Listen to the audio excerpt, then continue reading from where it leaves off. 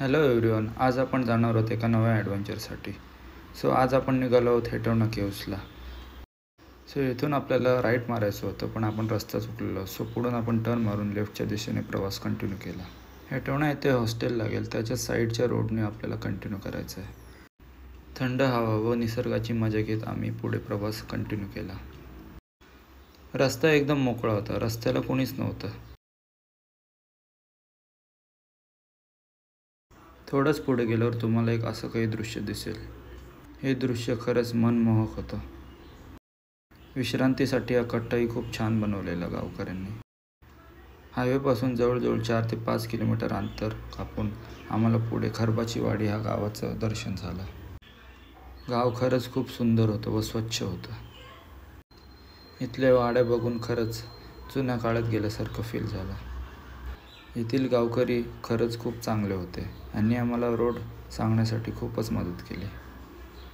सावली बघून आम्ही गाडी लावली व पुढच्या प्रवासाला आम्ही प्रारंभ केला. इथे कोणी येत नाही जास्त, त्याच्यामुळे आम्हाला खरंच आयडिया नव्हती पुढचा रोड कसा असेल, कुठून असेल. सो आम्ही स्वतःहून शोधत पुढे चालत गेलो. पायवाट दिसली त्याच्या दिशेने आम्ही पुढे प्रवास प्रारंभ केला.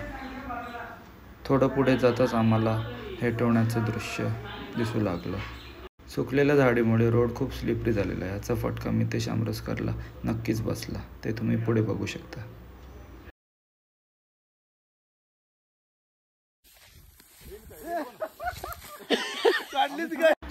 पुढे मस्तपैकी आम्हाला आंब्याची बाग लागली.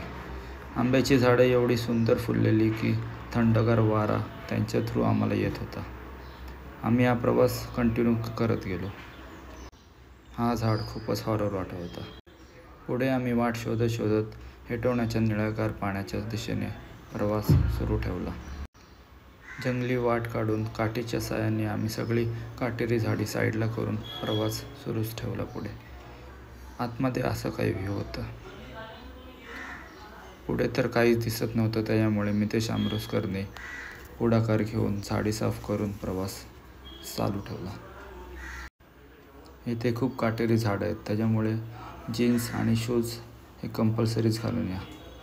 आणि फुल स्लीव टी-शर्ट असेल तर खरंच उत्तम आहे. पुढे तर काहीच दिसत नव्हतं आम्हाला. कुठल्या दिशेने जायचं, काय जायचं याचा थांग पत्ता नव्हता. पण तरी आम्ही पुढे प्रवास कंटिन्यू करत गेलो. जंगलाची हिरवीगार हवा आणि त्यात आम्ही सगळे जिगरी मित्र, हा सुखदायक क्षण आम्ही येथे अनुभवत होतो व ट्रेकिंगची मजा घेत होतो. प्रियांकला थोडी उतरताना तकलीफ होत होती, त्याच्यामुळे त्याला आम्ही खरंच खूपच हसत होतो व तोही घाबरलेला, यात तुम्ही बघू शकता. एका 65 वर्षाच्या वृद्धासारखा प्रियांक त्याचा पुढचा प्रवास हळूहळूरित्या पूर्ण करत होता. त्याला बघून खरंच खूप हसू येत होता. थोडा पुढे जाताच गौरव पाटील याचा तोल ह्याच्या करिअरप्रमाणे सरकला व तो सरसकटपणे त्याच्या करिअरप्रमाणे कसाही पुढे जात गेला. आणि माझ्या साईडला प्रियांशा जॉबला जातो, त्याचप्रमाणे जीवावर तो माझ्या साईडला येऊन पोचला. थोड्या पुढेच मितेश आमरसकर आणि गौरव पाटील यांच्यात आपण इंजिनिअरिंग का घेतली यावर वाद सुरू झाला. जवळजवळ 75% डिस्टन्स कापून आपण येथे आलो. पुढे जाऊन गौरव पाटील यांनी पुढाकार घेऊन पायवाट दाखवत गेला. आम्हाला इथे येईपर्यंत जवळजवळ 1 ते 1.5 तास गेला होता व अजून जवळजवळ अर्धा तासाचा प्रवास बाकी होता. येथे येताना पाण्याच्या बॉटल्स व काहीतरी खायला जरूर आणा, कारण येथे आसपास वाडीसुद्धा नाही आहे व पिण्याचं पाणीसुद्धा अजिबात नाही आहे. थोडा पुढे गेल्यानंतर आम्हाला थोडा उतार लागला. जंगल ट्रेकिंगची मजा घेत आम्ही प्रवास सुरूच ठेवला.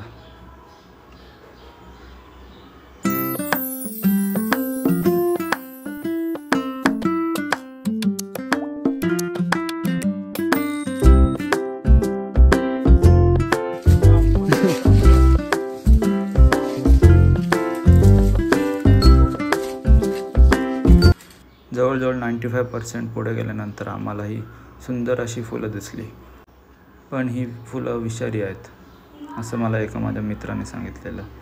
तुम्हाला फुलांचे नावं माहिती असेल तर जरूर कमेंट बॉक्समध्ये सांगा मला. अलेक्झांडर द ग्रेट याने एवढे देश जिंकूनसुद्धा एवढा आनंद त्याला मिळाला नसेल जेवढा आनंद मितेश आमरोसकर याला येथे पोचल्यावर मिळाला. सुंदर असा ओळ होता. सध्या उन्हाळा होता त्याच्यामुळे हा सुकलेला पूर्णपणे, पण हिरवेगार वातावरण आणि शांतता ही मनमोहक करणारी होती.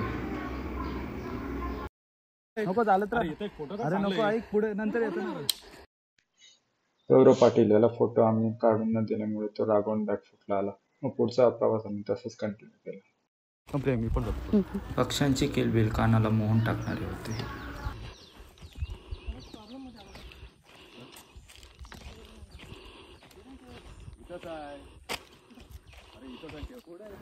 लेणीच्या आपण जवळ येऊन सुद्धा ती आपल्याला दिसत नाही एवढे ती आडोशाला केलेली आहे.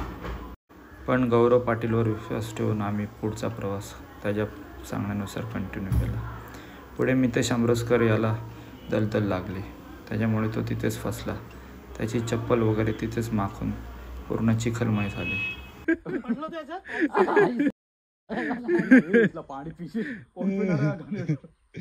पुढे जाऊ जरा पाणी बघा.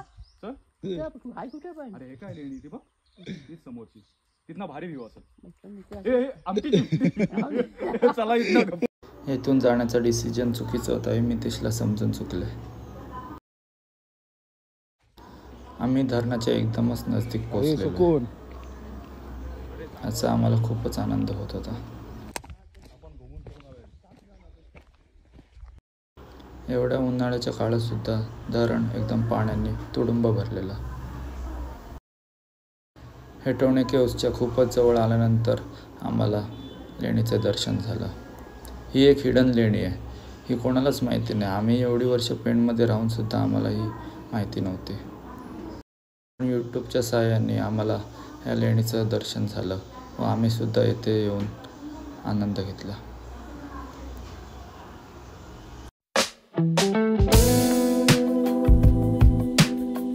लेणीत एकदम थंडगार वाटत होतं व येथून जायशीच नव्हतं वाटत व समोर एवढं थंडगार पाणी पाहून डोळ्यांना एकदम आराम मिळत होता.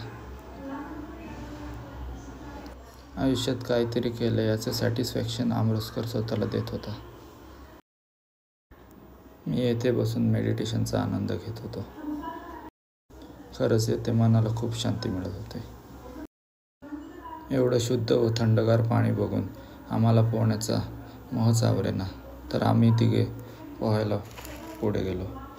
प्रियांक्षाला पोहता नाही येत त्याच्यामुळे तो व्हिडिओग्राफी करू लागला.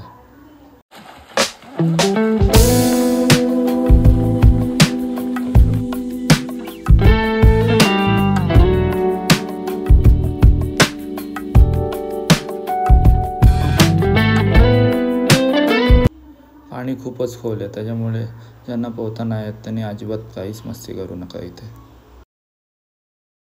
पोहायला आल्यावर नेहमीसारखं आम्ही एकमेकांसोबत रेस लावली व मितेश आमरोसकर यांनी रेस जिंकली. पेण शहरापासून 15 ते 20 किलोमीटरचा येथील प्रवास खरंच सुखदायक आहे व पैसा वसूल एकदमच म्हणता येईल. फोटो न काढून दिल्याचा राग गौरव पाटील यांनी व्हिडिओग्राफी काढून बाहेरच काढला.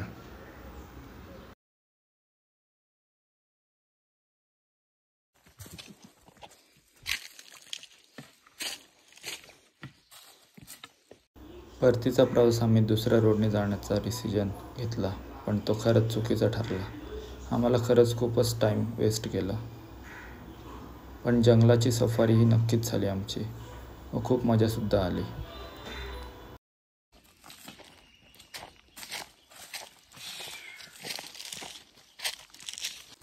येथील दृश्य खरंच ऑसम होते. नेक्स्ट लेवलचे होते. येथून आम्ही कारच्या येथे पोचलो व आमचा पुढचा प्रवास कंटिन्यू केला.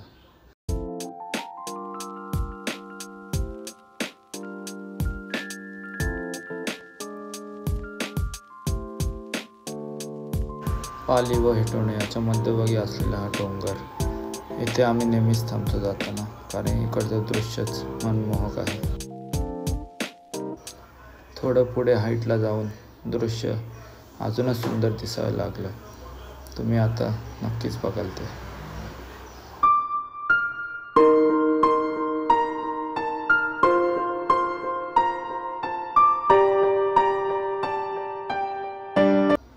जवळजवळ अर्धा ते पाऊण तास आम्ही इथेच विश्रांती घेतली व या निसर्गरम्य दृश्याची मजा घेतली. Thank you for watching guys. Next time नक्कीच भेटूया एका नव्या ॲडव्हेंचरसोबत. आमच्या ग्रुपतर्फे आम्ही तुम्हाला एकच मेसेज देणार. Stay healthy, stay safe and go to trek. Thank you so much guys. Love you. Stay with us.